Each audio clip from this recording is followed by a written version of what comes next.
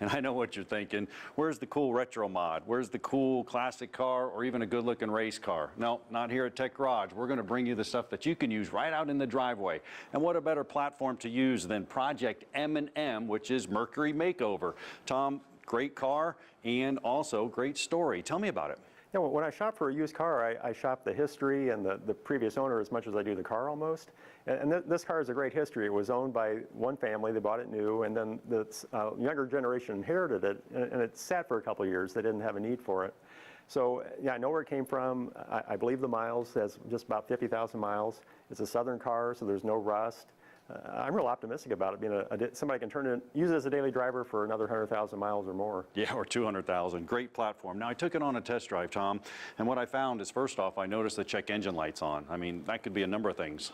Yeah, the sit in a couple of years, it could be something, just bad gas, a loose gas cap even. I'll be optimistic. Yeah, I hope so.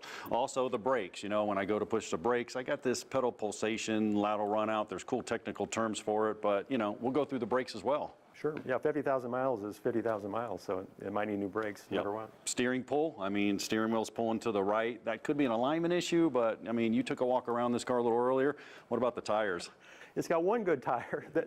Most of the other three, there's cracks and splits that look like tread from a distance, but they're not tread. Yeah, exactly. That could attribute to the actual pull. Shocks bouncing like a baby buggy, man. I mean, I know they're supposed to ride nice, but not float all over the road. Shocks have a lifespan as well. Yeah, original equipment shocks, you should replace them at 50,000 miles anyways, which is right where this car's at. Right, and it also was running a little rough. Now, that could take some engine diagnostics. We could have some issues with that. The body, what do you think about the body? You took a walk around the car. Yeah, I'm excited. Southern car, there's a little road rash on one side. The previous owner, I guess, hit one of those orange traffic barrels.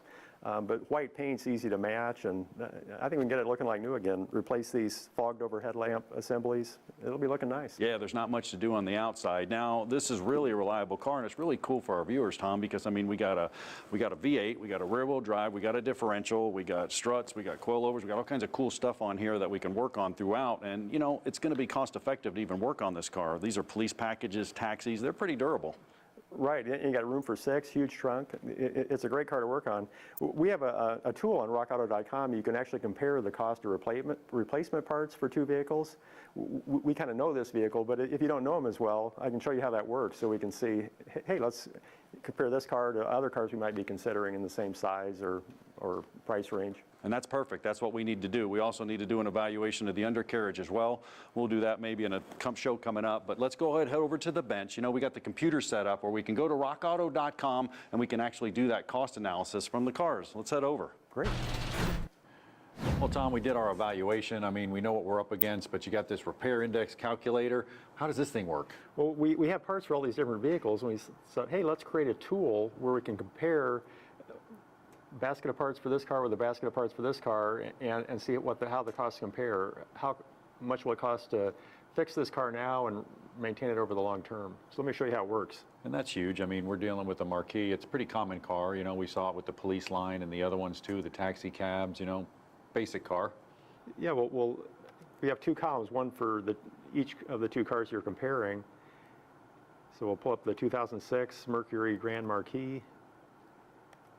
So that's our first car, and maybe if you like Fords and you're wondering about maybe a 2006 Lincoln.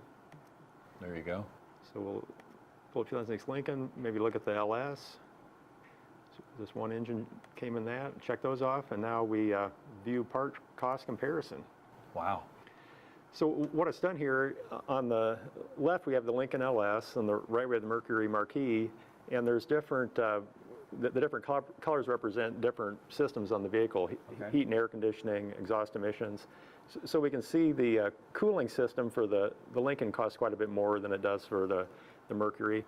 And overall, it'll cost may cost a lot more to repair the Lincoln over the long haul than it will the Mercury. 1.7 times as much to repair the Lincoln as it does the Mercury.